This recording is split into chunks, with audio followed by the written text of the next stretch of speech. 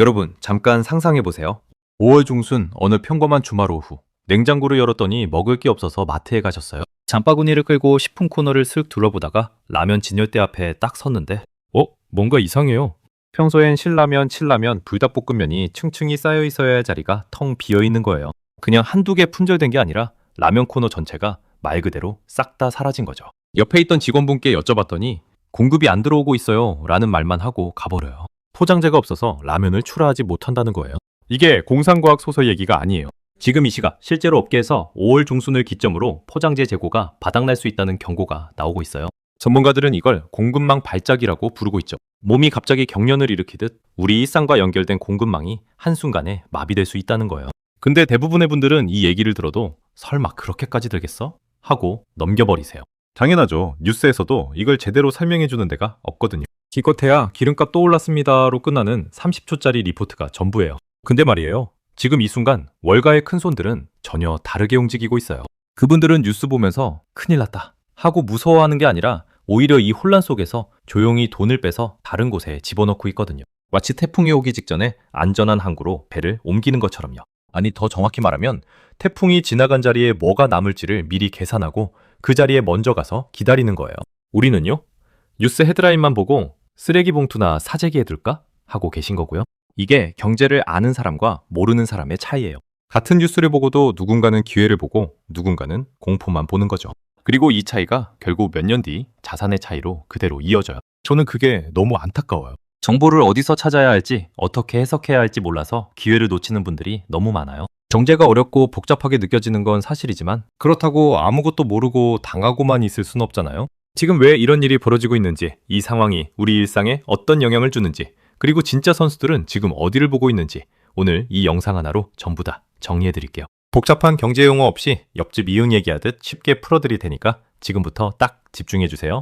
이 영상 끝까지 보고 나시면 다음에 마트에서 라면 코너가 비어있을 때 여러분은 뉴스 기자보다 먼저 그 이유를 알고 계실 거예요. 먼저 한 가지 질문부터 드릴게요. 여러분, 오늘 아침에 뭐 드셨어요? 빵이든 라면이든 편의점 삼각김밥이든 뭔가 드셨을 거잖아요. 근데 그거 어떻게 포장돼 있었나요? 비닐봉지? 플라스틱 용기? 투명한 랩? 맞아요. 우리가 매일 아무 생각 없이 뜯어서 버리는 그 포장재들. 그게 지금 문제의 핵심이에요. 주유소 기름값이 올랐다는 뉴스는 다들 보셨을 거예요. 근데 대부분의 분들은 거기서 생각이 멈추세요. 아, 차 기름 넣는 돈이 좀 더 드는구나. 끝. 근데 이게 끝이 아니거든요. 기름이 비싸지면 그 여파가 우리 일상 구석구석에 도미노처럼 퍼져나가요. 그리고 그 도미노의 시작점이 바로 나프타예요. 나프타가 뭐냐고요? 쉽게 말씀드리면 석유에서 뽑아낸 원재료인데 이게 플라스틱, 비닐, 합성섬유, 합성고무의 핵심 재료예요. 과자봉지, 생수병, 배달용기, 샴푸통, 지퍼백, 비닐장갑. 우리 일상에서 플라스틱이나 비닐로 만들어진 거 있잖아요. 그거 다 나프타에서 시작해요. 심지어 아이들 장난감도, 운동화 밑창도, 자동차 내장재도 다 나프타로 만들어요. 나프타는 현대인의 일상을 감싸고 있는 보이지 않는 피부 같은 존재예요.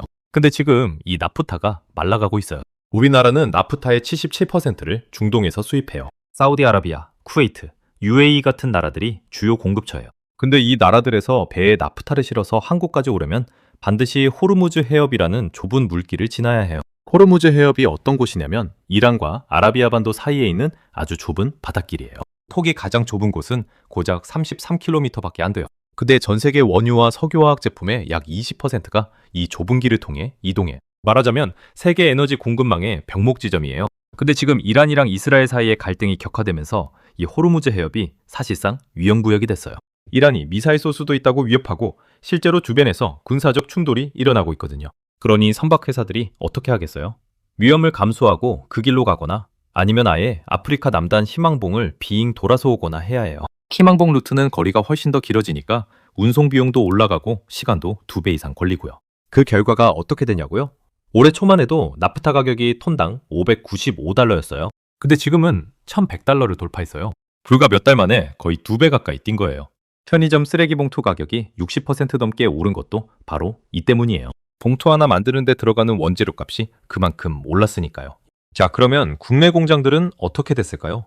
나프타 가격이 2배가 됐으면 이걸로 만드는 플라스틱이나 비닐 가격도 2배 올려야 공장이 돌아가겠죠? 근데 현실은 그렇지 않아요. 플라스틱 제품 가격은 소비자 저항 때문에 마음대로 못 올려요. 마트에서 파는 지퍼백 가격을 갑자기 2배 올리면 소비자분들이 사시겠어요? 안 사시죠? 그러면 결과가 어떻게 될까요?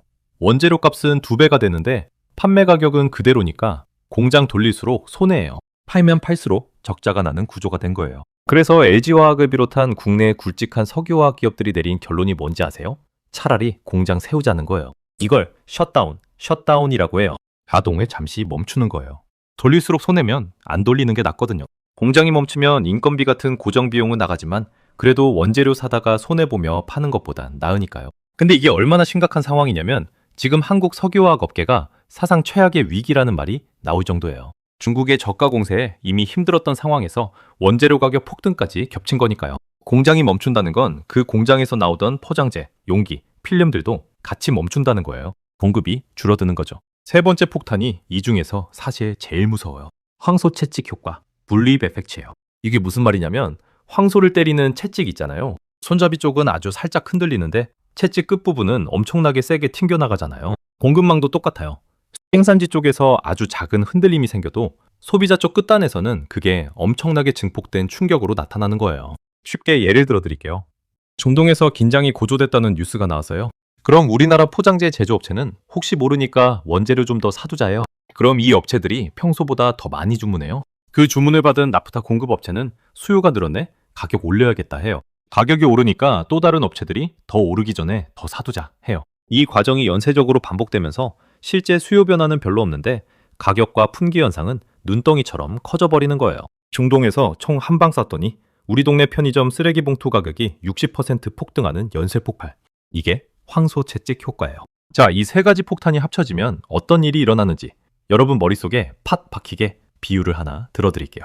우리가 피자 가게를 한다고 생각해 보세요. 도우도 잔뜩 있고 토마토 소스도 넉넉하고 치즈도 충분하고 페퍼로니도 많아요. 재료는 완벽해요. 근데 한 가지 문제가 생겼어요. 피자를 배달할 때 담는 종이 박스가 없는 거예요. 포장재 공급업체가 원재료 문제로 박스 생산을 못하고 있어요. 그러면 배달을 할 수 있을까요? 없죠. 피자 재료가 아무리 많아도 박스 없이는 손님께 보낼 수가 없잖아요. 지금 K라면이 딱 이 꼴이에요. 라면 면발은 공장에 쌓여 있어요. 스프도 충분해요. 근데 이걸 담을 비닐 포장재가 없는 거예요. 그러니까 마트에 물건을 내보낼 수가 없어요. 창고에서 쌓여만 가는 거죠. 기름 한 방울도 안 나는 나라가 플라스틱 원재료를 100% 수입에 의존하고 있을 때 이런 일이 생겨요. 이건 우리 경제 구조의 근본적인 취약점이에요. 중동에서 무슨 일이 생기면 우리 마트 라면 코너가 텅 비는 나라. 그게 지금의 대한민국이에요. 업계 리포트에서는 5월 중순이면 포장재 재고가 바닥난다고 경고하고 있어요. 뉴스에서 포장재 대란이라는 말이 점점 자주 나오고 있는 것도 이 때문이에요. 근데 말이에요. 위기가 오면 항상 두 종류의 사람이 생겨요. 허둥지둥하는 사람, 그리고 기회를 잡는 사람이에요. 2008년 금융위기 때도 그랬어요. 리먼 브라더스가 파산하고 전 세계 주식시장이 폭락했을 때 대부분의 분들은 공황 상태에서 주식을 팔아치우셨어요. 근데 워런 버핏은 그때 골드만삭스에 50억 달러를 투자했어요. 이건 기회다라고 보셨으니까요. 코로나 때도 마찬가지예요. 2020년 3월에 전 세계 주식이 30% 넘게 빠졌을 때 패닉에 빠진 개인 투자자분들이 던지는 주식을 기관들이 조용히 줍고 있었어요. 그리고 1년 뒤에 어떻게 되는지 다들 아시잖아요. 지금도 똑같은 일이 벌어지고 있어요. 개인 투자자분들이 큰일 났다 사재기하자며 허둥대는 동안 월가의 큰손들은 조용히 포트폴리오를 재편하고 있어요. 그러면 그 선수들은 지금 어디를 보고 있을까요? 딱 세 가지예요. 첫째, 종이의 귀환이에요. 비닐이 비싸지고 부족해지면 당연히 대체재가 뜨겠죠. 그게 바로 종이예요. 이미 많은 기업들이 비닐 포장을 종이 포장으로 바꾸는 흐름이 시작됐어요. 환경 규제도 이 흐름을 가속시키고 있고요. 그래서 재지, 종이 포장재 관련 섹터가 왜 꿈틀대는지 그 구조적 이유를 이해하는 게 중요해요. 한창재지나 대형 포장 같은 종이 관련 기업들을 눈여겨봐야 하는 이유가 바로 여기에 있어요. 둘째, 바이오 나프타 시장이에요. 이게 정말 흥미로운 부분인데요. 이번 위기가 사실 하나의 강제 전환점이 되고 있어요. 석유에서 뽑은 나프타가 너무 비싸고 불안정하니까 이제 옥수수나 폐식용유 같은 바이오매스에서 나프타를 만드는 기술이 빠르게 각광받고 있거든요. 바이오 나프타라고 불리는 이 시장이 2034년까지 매년 9% 넘게 성장할 거라는 전망이 나오고 있어요. 이게 단순히 환경 트렌드가 아니라 공급망 리스크를 줄이려는 기업들의 절박한 필요에서 나오는 수요예요. 구조적인 성장 섹터라는 얘기죠. 셋째, 외국인 수급 동향이에요. 이게 가장 실용적인 시그널이에요. 개인 투자자분들이 공포에 질려서 석유화학 관련 주식을 던지고 있을 때 오히려 외국인 기관들이 특정 종목에서 매수세를 늘리기 시작하는지 확인해 보세요. 이게 바닥의 신호예요. 큰 손들은 절대 꼭대기에서 사지 않아요. 모두가 겁먹고 있을 때 조용히 저가의 물량을 모으거든요. 그리고 나중에 시장이 회복되면 수익을 챙기는 거예요. 외국인 순매수 동향은 HTS나 증권사 앱에서 누구나 확인하실 수 있어요. 어렵지 않아요. 이 세 가지 신호가 동시에 켜지기 시작할 때 그게 바로 우리가 준비된 자세로 움직일 타이밍이에요. 오늘 얘기가 좀 길었죠? 나프타가 어쩌고 호르무즈 해협이 어쩌고 황소 채찍 효과가 어쩌고 처음 들어보시는 말들이 많아서 머리가 복잡하실 수도 있어요. 근데 걱정 마세요. 지금부터 딱 핵심만 뽑아서 정리해드릴게요. 이것만 기억하셔도 오늘 영상은 보신 값을 충분히 하는 거예요.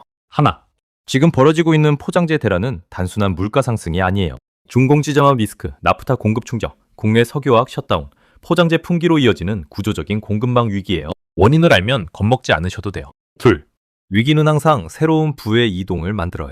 2008년에도 코로나 때도 그랬어요. 지금도 마찬가지예요. 남들이 공포에 질려 허둥댈 때 준비된 분은 기회를 보세요. 종이 포장재 섹터, 바이오 나프타 시장, 외국인 수급 동향. 이 세 가지가 우리가 주목해야 할 신호예요. 셋, 경제는 결국 연결이에요. 중공에서 벌어지는 일이 우리 동네 마트 라면 코너까지 연결되고 그게 다시 우리 지갑에 영향을 미쳐요. 이 연결고리를 이해하시는 분이 경제에서 살아남는 분이에요. 솔직하게 말씀드릴게요.